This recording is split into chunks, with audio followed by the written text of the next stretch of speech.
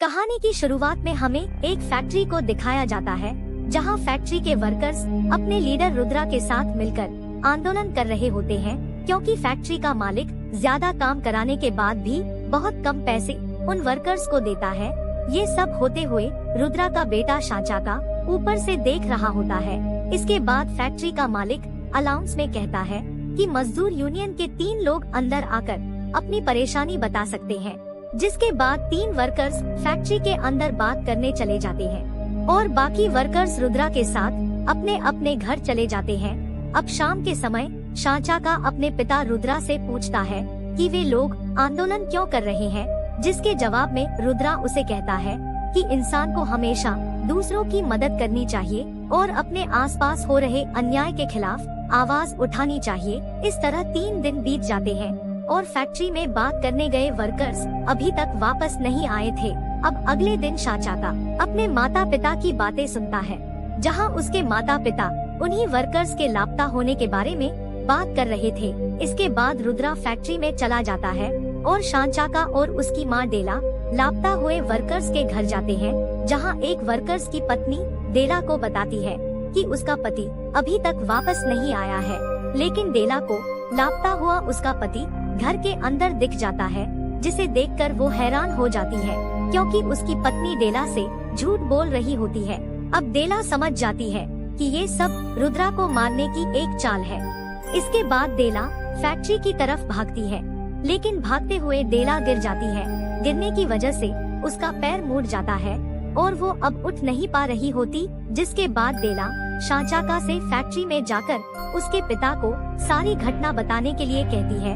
वहीं दूसरी तरफ रुद्रा फैक्ट्री के गार्डों का सामना कर रहा होता है कि तभी एक वर्कर रुद्रा को पीछे से चाकू मार देता है और जब तक शांचाका वहां पहुंचता है, रुद्रा मर चुका होता है। ये देखकर शांचाका अपने पिता की मौत का बदला लेने के लिए कहता है और वहां पड़ी एक शील्ड को उठाता है और जोर से चिल्लाने लगता है कि तभी आसमान से बहुत तेज बिजली शांचाका के ऊपर गिरती है। बिजली के झटके से वो दूर जाकर गिरता है और उसकी शील्ड भी टूट जाती है। जब उसको देखने कुछ लोग उसकी तरफ जाते हैं, तो उन्हें बिजली का तेज झटका लगता है और वो दूर जाकर गिरते हैं और देखते ही देखते सभी गार्डों की शील्ड भी अपने आप टूटने लगती है। ये देखकर सभी लोग हैरान हो जाते हैं। अब कहानी में 3 महीने बाद दिखाया जाता है, जहां डेला उसको कहती है कि अब उसे शांचाका को अकेले छोड़कर कुछ दिनों के लिए काम करने शहर जाना पड़ेगा और शांचाका को समझाती है कि वो अपनी पढ़ाई अच्छे से करे। इसके बाद शांचाका घर में अकेला रहने लगता है, लेकिन कई महीने बीत जाने के बाद भी डेला वापस नहीं लौटती, जिसकी वजह से शांचाका टूट जाता है, क्योंकि अब उसके खाने का सामान भी खत्म हो चुका था और शांचाका को अब भूखा रहना पड़ रहा था। जिसके बाद शांचाका को खाने की तलाश में बाहर जाना पड़ता है, लेकिन गली के कुछ बच्चे उसको काफी परेशान करते हैं और उसको मार रहे होते हैं, जिसकी वजह से शांचाका बेहोश हो जाता है। लेकिन तभी एक अंगुक नाम का लड़का वहां आता है और शांचाका को उन बच्चों से बचा लेता है। और जब शांचाका को होश आता है, तो वो अंगुक के पास होता है। अंगुक की कहानी भी शांचाका के जैसी ही होती है। इसके बाद वो दोनों एक दूसरे के साथ लड़ने की प्रैक्टिस करते हैं, ताकि वो अपनी सुरक्षा कर सके और अब वो दोनों एक दूसरे के साथ रहने लगते हैं। अब कुछ दिन बीत जाने के बाद अंगुक उसको शहर चलने के लिए कहता है, ताकि वो दोनों कुछ काम कर सके।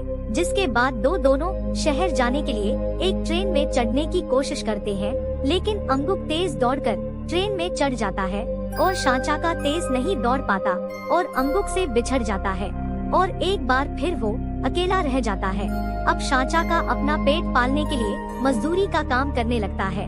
इसके बाद कहानी 20 साल बाद दिखाई जाती है, जहां शांचाका अब बड़ा हो चुका है और अब वो एक अखबार फैक्ट्री में सिक्योरिटी गार्ड की नौकरी करता है। शांचाका को बिजली से अभी भी डर लगता है, क्योंकि जब बिजली चमकने लगती है तो वो छुप जाता है। अब कहानी में हम एक आदमी को देखते हैं, जिसका नाम पेंगोर होता है। पेंगोर एक बहुत बड़ा व्यापारी होता है और वो कुछ नेताओं के साथ मिलकर अपनी फैक्ट्री के अंदर बहुत बड़ी मात्रा में जहरीले चावल का उत्पादन कर रहा है, क्योंकि उस चावल को खाने के बाद महिलाएं और बच्चे बीमार हो जाएं, ताकि पेंगोर उस बीमारी की दवाई बनाकर उनसे पैसा कमा सके। पेंगोर के इस प्लान में कुछ करप्ट नेता भी शामिल हैं, जो पेंगोर की बनाई दवाइयों को चेक किए बिना अप्रूव कर रहे हैं। वहीं दूसरी ओर कुछ अच्छे नेता पेंगोर की बनाई हर चीज का विरोध करते हैं। चूँकि पेंगोर एक पावरफुल व्यक्ति है, इसलिए उसकी पकड़ सरकार में बैठे उच्च अधिकारियों तक होती है। इसलिए अब सरकार दो हिस्सों में बट चुकी है, जहां एक तरफ पेंगोर और उसके करप्ट नेता है, वहीं दूसरी ओर रिडविन नाम का व्यक्ति जो एक अच्छा पॉलिटिशियन है और वो पेंगोर का विरोध करता है। वहीं दूसरी ओर हम शाचाका को देखते हैं, जिसे अपने बगल के घर से कुछ शोर सुनाई देता है। जब वो बाहर देखने जाता है तो वो देखता है कि कुछ लोग वुलान नाम की लड़की को पेंगोर के सामना का विरोध करने की वजह से पीट रहे हैं। शाचाका को ये सब सहन नहीं होता और वो अपनी फाइट स्किल से उन लोगों को मारकर वहाँ से भगा देता है, जिसके लिए वुलान शाचाका को धन्यवाद कहती है। इसके बाद शाचाका अपनी फैक्ट्री में जाता है, जहाँ कुछ लोगों का ग्रुप उस पर हमला कर देता है और उसको बुरी तरह पीटने लगते हैं। पिटाई की वजह से शाचाका बेहोश हो जाता है। उसको मरा हुआ समझकर ग्रुप के कुछ लोग उसको नीचे फेंक देते हैं और वहाँ से चले जाते हैं। उनके जाने के बाद तेज बारिश होने की वजह से तेज बिजली चमकने लगती है और शाचाका के ऊपर गिरती है। बिजली के गिरने से शाचाका उठकर खड़ा हो जाता है और उसको एक अलग तरह की पावर का एहसास होता है और उसकी चोट के घाव भी ठीक हो चुके होते हैं। इसके अगले दिन शाचाका उन चोरों का पता करने वुलान के पास जा ही रहा होता है कि तभी उसे चोरों का वही ग्रुप मिल जाता है जिसने शाचाका की बुरी तरह पिटाई की थी। जिसके बाद वो ग्रुप दोबारा से शाचाका के पीछे भागने लगता है। वो उन्हें मार्केट से दूर ले आता है और अपनी बिजली की शक्ति का इस्तेमाल करके मार देता है। ये देखकर वुलान उसे पेंगोर के सामान का विरोध करने वाले ग्रुप में शामिल होने के लिए कहती है, लेकिन शाचाका उसको ग्रुप में शामिल होने से मना कर देता है और अपने काम पर चला जाता है। उसके जाने के बाद वहाँ पेंगोर के लोगों का एक ग्रुप आता है और बाजार में आग लगा देता है। इसके बाद वुलान शाचाका के पास जाती है और उसे बाजार में हुई घटना के बारे में बताती है और साथ ही उसे कहती है, अगर कोई इंसान दूसरों की मदद नहीं करता तो वो इंसान जिंदा लाश की तरह होता है।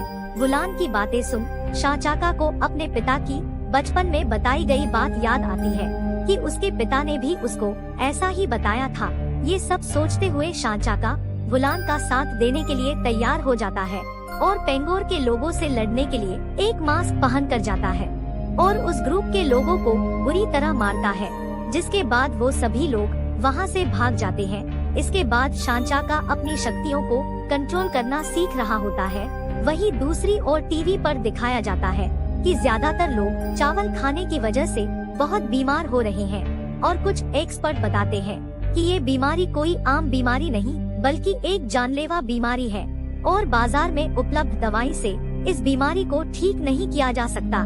जिसके बाद शहर के अंदर लोग सड़कों पर उतर जाते हैं और प्रोटेस्ट करते हैं।